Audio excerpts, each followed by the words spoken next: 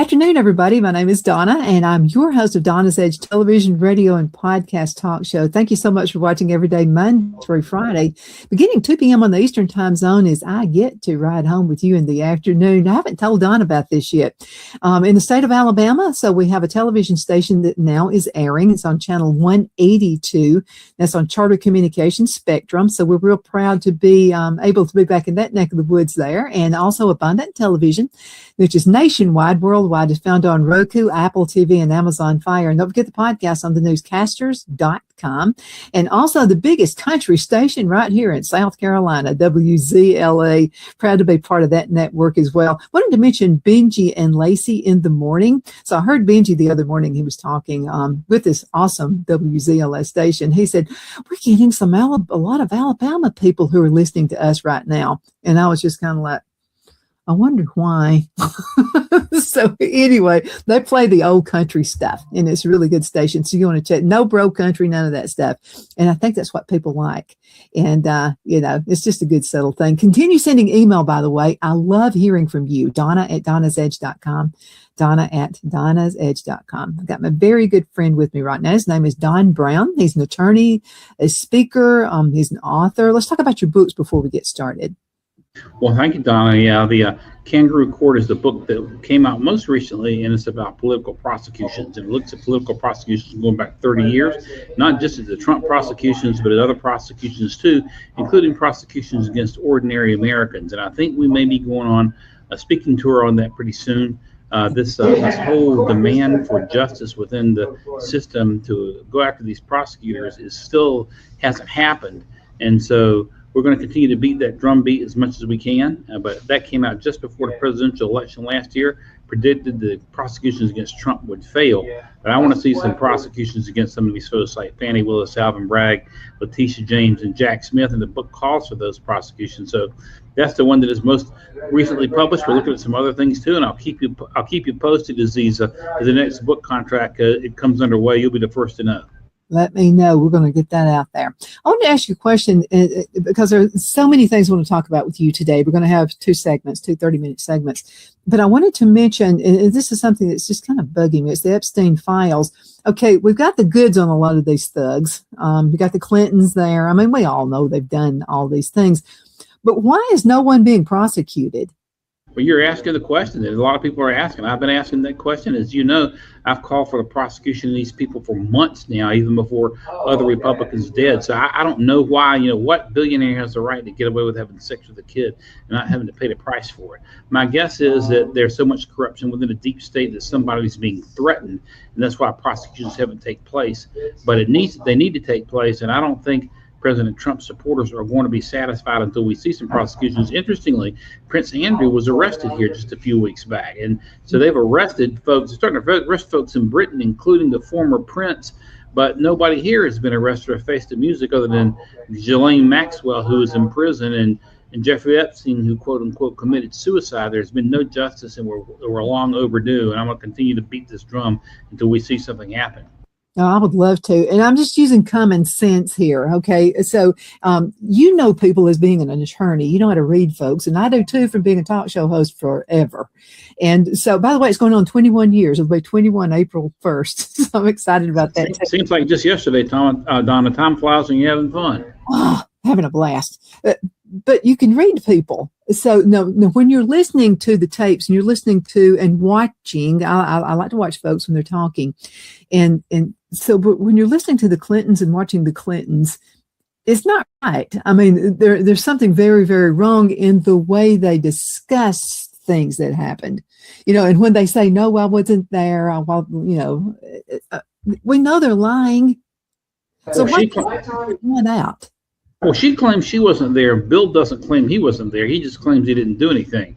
It was kind of really kind of repulsive and in some way typical Slick Willie when he was in front of the congressional committee the other way. He wanted to look at the picture of the girls. His attorney took the picture away, and he took the picture back. There's a certain sickness about it. But the Clintons, of all people, are certainly involved. I mean, he's certainly involved in Epstein in one way or the other, but certainly their involvement with their foundation, there need to be questions asked about that, the way money has been filtered in from China, what degree have the Chi-Coms influenced Democrat policy through that and other organizations. Hillary Clinton continues to skate. She had classified information on her server. She violated the Espionage Act, as you recall, and Jim Comey said no reasonable prosecutor would ever prosecute, but they went after Trump. And Trump had the protection of the Presidential Records Act. So the dual scale of justice continues to rear its ugly head. It's very related to the question you asked earlier as to why there's been no prosecution in the Epstein case. It's a double standard in the justice system where the rich, the famous, and the Democrats seem to skate, and it's got to come to an end.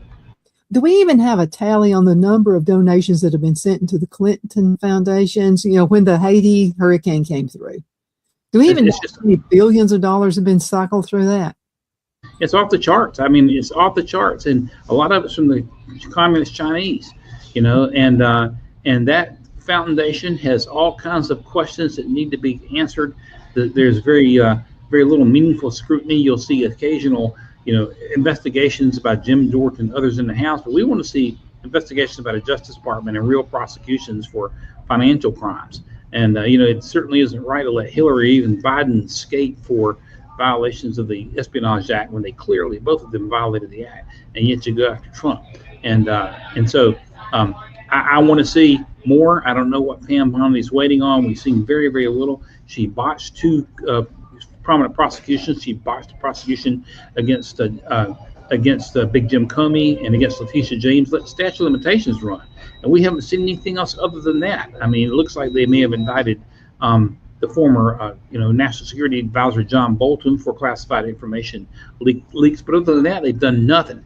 And Trump supporters and MAGA supporters want to see action. We want to see an even-keeled justice system because they're already saying, you heard Susan Rice say, once they get power again, they're coming after us. They've already said, they're already threatened.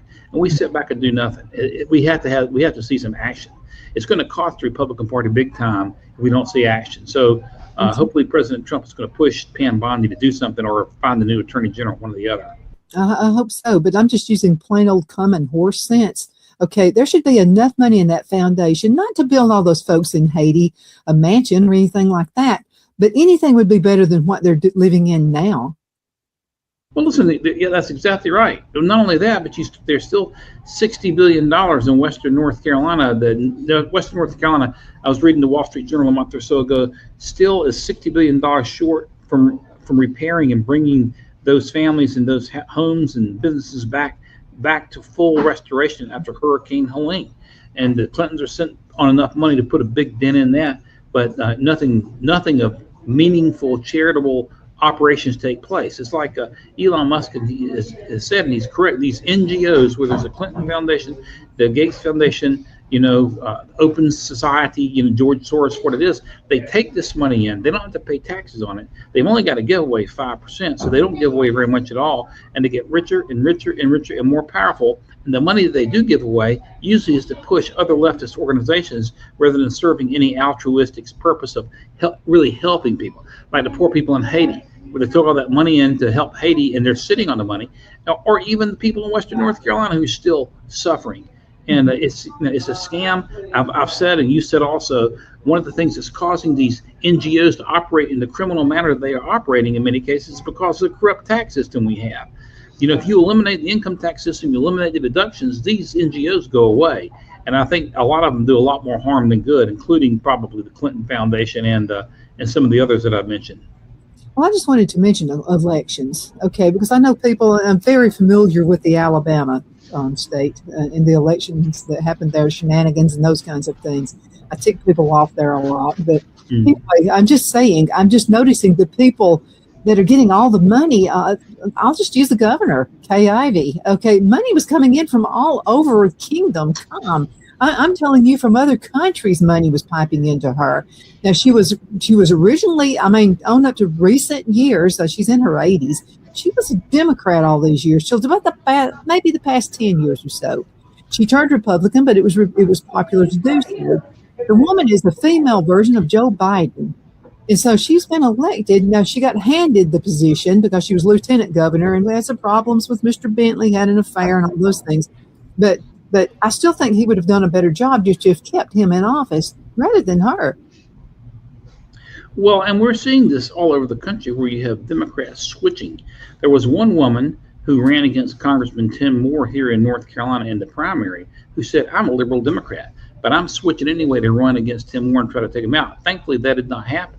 We have one woman here in North Carolina who wears a hijab and affiliates with the Muslim Brotherhood and some of these radical organizations, who ran and got nominated as a Republican.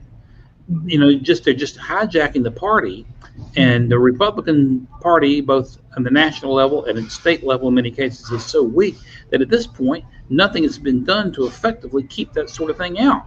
And part of it may be how the leadership is selected, as you mentioned. It may work a lot better to have registered Republicans vote to determine who the state chairs are. But for whatever reason, there is no meaningful means of preventing this sort of thing, because they will infiltrate the Republican Party and bring a bunch of liberal and woke stuff in if you let them do it, just like with the case of Kay Ivins you're talking about. And hey, we've got Republicans, we call them rhinos, but I mean, you look at Mitch McConnell, you look at Murkowski, you look at Collins, you look at Tom Tillis. Tom Tillis may as well go ahead and switch to Democrat the way he's acting.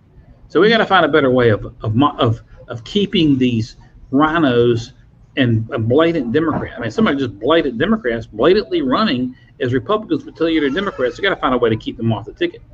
Yeah, but you know something? If you give me an option and Don, you were to say, Donna, would you rather have a liberal Democrat or a rhino? Which would you rather spend time with? I would probably say the liberal Democrat. Well, you know what you're dealing with. You know what you're dealing with. You don't have to be guessing. You know exactly where they're coming from. You know how to counter them. With a rhino, you never know what you're getting. You just never know what you're getting. And they will turn on you. Take for example, election integrity. You got John Thune, the Senate leader. You got Tom Tillis. They always want the SAVE Act. You know, everybody should have to prove they're an American citizen to register and to vote. And that's all it's about. In fact, 80% of the country wants it anyway. So Thune says, oh, we want the SAVE Act, but yet they will not modify the filibuster rule in order to get the SAVE Act. They don't even have to eliminate the filibuster, just modify it to go back to a speaking filibuster. They will take, Thune is taking no action at all. Tillis is taking no action at all. The moderate rhino leadership in the United States Senate has betrayed the American people, the President of the United States, and these are rhinos. You know, they say, yeah, we want to SAVE Act, but yet you just let them. See, right now the filibuster system is set so that any Democrat can simply send an email, say, I want to filibuster. They don't have to actually take the floor and filibuster like they did if you ever saw the movie Mr. Smith Goes to Washington, which is a classic. I love that movie. Yeah, you go back and you see the classic example of the talking filibuster. Jesse Helms did it. You know, Mr. Smith did it there in the movie. And just revise the rule to bring back the talking filibuster, and you won't have these Democrats that have to take the floor, and they would have to take the floor, and they would have to expose themselves filibustering against proof of citizenship. And it will be very, very easy to modify the rule for that, and Thune refuses to do it. Matter of fact, I was somewhat extremely concerned when it appeared that just a couple of days ago, 2 or 3 days ago, President Trump was going to endorse possibly John Cornyn over Ken Paxton. Ken Paxton has been the best attorney general in the country. As I mentioned to you, I was on the preliminary legal team that led to him suing the state of Pennsylvania. Texas sued Pennsylvania at the end of the 2020 election on the theory that Pennsylvania, with all its cheating, and Pennsylvania was cheated, violating their own rules, deprived Texas citizens of their right to a clean vote process of electing the president because you have cheating one thing. Well, anyway, it was Ken Paxton finally filed that lawsuit. Nobody else would file it.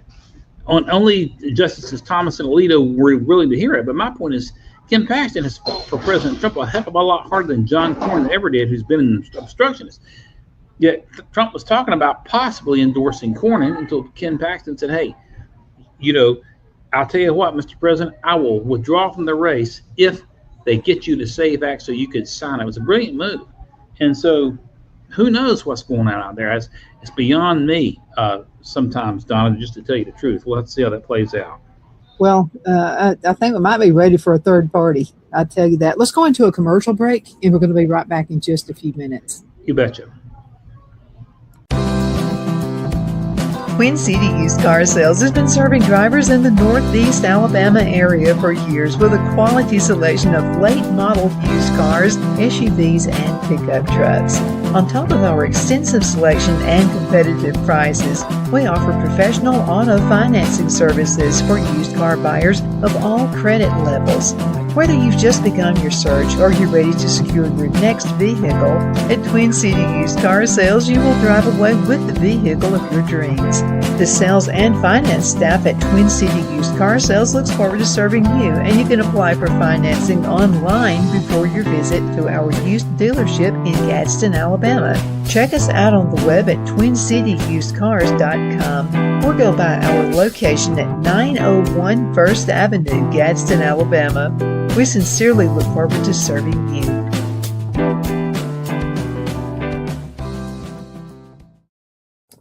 Good afternoon, Sunshine. Your Realtor Moment is brought to you by Jenny Ferguson with Keller Williams of Greenwood, helping families buy and sell with confidence right here in the Lakelands. Now, if you're thinking about selling, don't automatically start renovating. Many sellers overspend on updates buyers don't even value. So before you touch a thing, talk with your local market expert who knows exactly what buyers are looking for right now. Jenny can help you price it, prep it smart, and market it professionally across multiple platforms. For a free consultation, call Jenny Ferguson today and let your next move be your best move. Thank you so much for watching your Realtor Moment, brought to you by Jenny Ferguson with Keller Williams of Greenwood, helping families buy and sell with confidence right here in the Lakelands. Have a super duper awesome blessed day.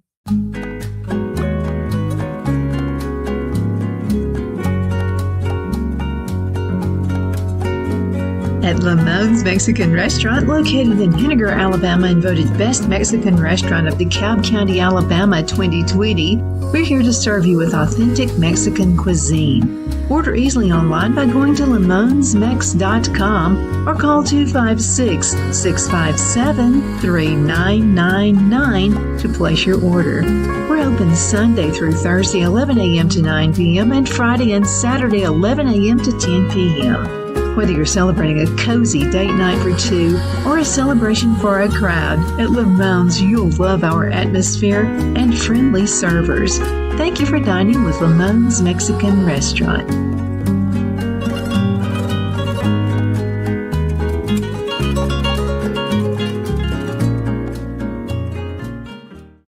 Good afternoon, Sunshine. Medical Minute brought to you by Dr. Chuck with Lakeland's Chiropractic, where an ounce of prevention is worth what? A pound of cure. So what is the Beamer? Okay, now the Beamer uses very gentle pulse to electromagnetic signals. This will stimulate healthy muscles and it supports the temporary blood flow. Now let's talk Beamer and circulation support. Now the Beamer gently supports natural circulation in healthy muscles. Now that's what I call natural health. Thank you so much for watching your Medical Minute, brought to you by Dr. Chuck. You know who he's with. He's with Lakeland's Chiropractic, where an ounce of prevention is worth what? A pound of cure. I hope you have a super duper awesome rest of the afternoon. You take care. Good afternoon, everybody. My name is Donna, and I'm your host of Donna's Edge television, radio, and podcast talk show. Thank you so much for watching every day, Monday through Friday. I enjoy hearing from you, by the way. When you send email, it just makes my day. Donna at donnasedge.com, Donna at donnasedge.com. We're working on about to be 21 years with the show, and we're definitely really excited about that. April 1st is the day. Don, you're going to find this really interesting. So this guy's name is Tom. And so Tom owned a television station, got me started 21 years ago. And I said, well, when are we going to get started? And he said, when do you want to start? And I said, just whenever you say. And he said, how about April 1st? And I said, is this a joke? April 1st, Tom Williams. You have to know Tom. He's a comedian anyway. And I said, I don't do April 1st. And he said, well, I know you barely remember your wedding anniversary. This will be a good date for you. You'll always remember it. Thanks, Tom. It works. But how many people have said, is this a joke? Really? It's been 21 on April Fool's Day? Yeah, well, it winds up being good. And I've really enjoyed it. I have awesome guests. That's been the secret to the show. Is not me. I'd bore you to death. But Don Brown is one of my favorites. And Don has been with me for a number of years, long before I even thought about running for office.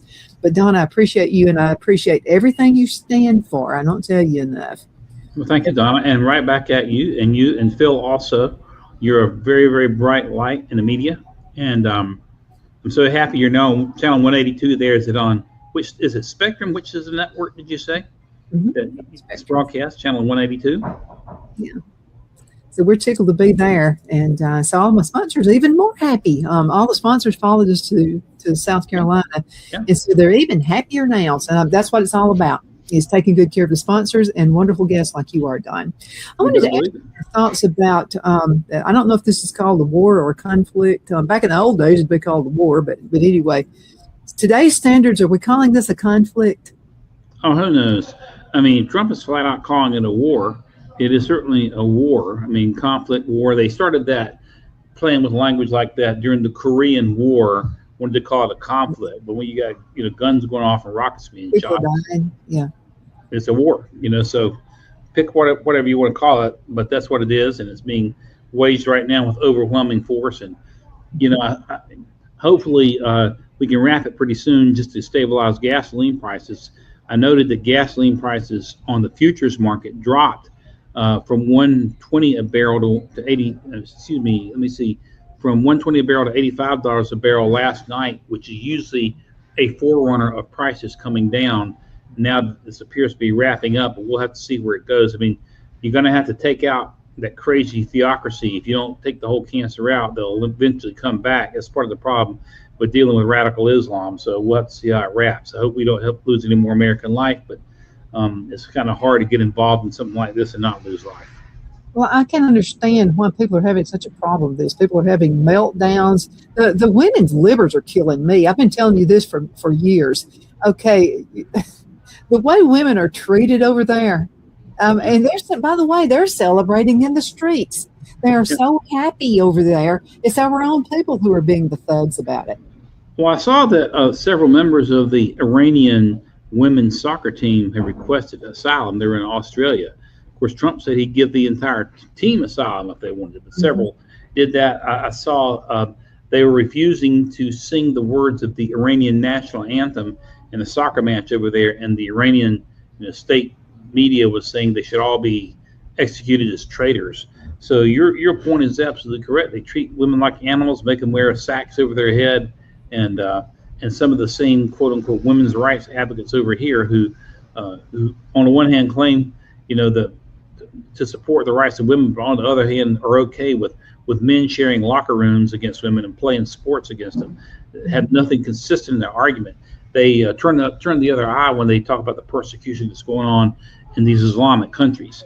And you got the Sunnis, which is Saudi Arabia and the Arab station. You got the Shias, which is Iran, and they're both animalistic, if you ask me. The difference is that the Shias in Iran are more in your face. They will tell you they want to kill America, whereas the Saudis will smile at you and shake your hand, and yet they will help finance they will help finance 9/11, just as most of the 9/11 hijackers were of Saudi origin.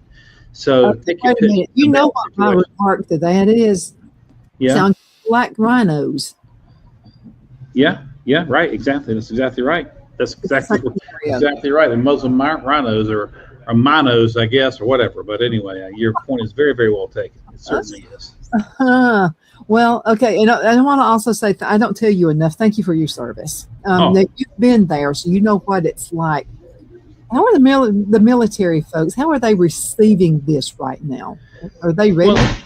Well, the military is, as soon as Trump got back into office, the recruiting shot through the roof.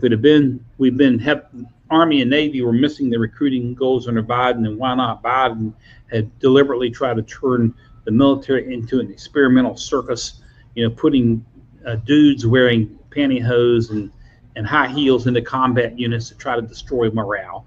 Putting clowns out, clowns out, men wearing women's costumes as recruiting posters. That's how sick it had gotten under Biden. So when Trump comes in, the morale in the military turns around, boom, just like that. At the end of the year, he gives everybody a $1,776 bonus, which I thought was very, very well deserved. And our military is good to go right now. I mean, we have the best Secretary of Defense, Secretary of War, pick what you call him, that we've had in my lifetime. And my friend Pete Hegseth, he's no nonsense. He came in immediately and got rid of the woke generals and admirals who were running the place, including the admiral over the Naval Academy and others as well. He immediately fired the former chairman of the Joint Chiefs of Staff and put in Raging Cajun in to replace him. Got rid of all the woke. Standards have come up. We have to. It is a somber time when our forces are in harm's way, so we have to continue to pray for them and support them. But overall, morale is very, very high, and we want to get these young men and women home soon. We want to get the job done before we get them home, and I'm confident that's going to happen. Mm-hmm. Absolutely. I can't believe it's almost at the end of the show, just a couple of minutes left. But I did want to ask you about this question. This is voter turnout. In the state of Alabama, the last election, I'm talking the general election, 18%, I think it was, of Alabamians, registered voters, voted. 18%. Okay, your last election, I think you were looking at, I think it was 15 to 18%. Right. Voted. Why aren't people voting? They want stuff done, got all kinds of advice for, how to make things happen, but they're not voting. Well, a couple of things here, Donna. The Democrats vote more than Republicans, especially in non-presidential years. In the city of Charlotte, for example, which went horribly blue, 15, 20 years or so ago, when I left the Navy active duty and came to the Charlotte area, there was a 6-5 Republican majority. The city of Charlotte has turned basically into a big blue cesspool in terms of its city government. And last November, North Carolina had the odd year municipal elections. In other words, November 2025, big cities like Charlotte and Raleigh are electing their mayors and county commissioners and local offices. The debate is whether or not they should be elected at that time. But the chair of the Republican Party, Kyle Kirby, Mecklenburg County Republican Party, told me that if 40% of registered Republicans, that's not 50-40, had come out and voted straight Republican, the entire city of Charlotte would be controlled by Republicans. And part of the problem is that Democrats, for them, politics is their religion and their God. For Republicans, it's not. It is for them. So they're going to come out with more enthusiasm. And part of the problem we're seeing right now is that while Donald Trump was able to turn out Republicans when he was running, and especially the last time, and even got Republicans out en masse early on, unless you have someone like that at the top of the ticket, Republicans are just going to stay hung. In North Carolina, the Republican Party has just within the last 3 months eclipsed the Democrat Party in terms of number of registrations. There are more registered Republicans than Democrats now. But when you look at primary turnout, the Democrats outnumber Republicans by 200,000 in primaries because they are more committed. And it's a problem. And I wish I had the answer. But you've got a lot of sheeple out there that just don't see the importance, won't pay attention to the importance, won't come out. And you lose your freedom when that happens. So, it is an age-old problem, especially in motivating conservatives. As a matter of fact, it's long been said, and it's so true. If Christians would come out, we wouldn't have a problem with the problems we have. We still have problems, but we wouldn't have problems to the extent that we do in state and local governments in the federal area. Totally. And not only as Christians, but we can't get gun owners to come out. There's so many gun owners that aren't even registered, Don. And I've worked lots of gun shows and know this for a fact. We've registered a ton of gun owners who are just as conservative as day is long, but never got registered or never thought their votes would matter. So it's something we got to work on. We got to figure out how to solve the problem. Unfortunately, I wish I had the answer on how to solve it, except just keep working and keep trying to convince people it's the best we can do. I just say pure laziness is the whole answer right there. And just don't care. We're going to have to call it a day. Don, thank you so much for being on the show with me today. It's always a pleasure. And thank you, Donna. Thanks for watching. You're the reason we do this. Continue sending email, Donna@donnasedge.com. Donna@donnasedge.com. See you next time. Bye, Donna.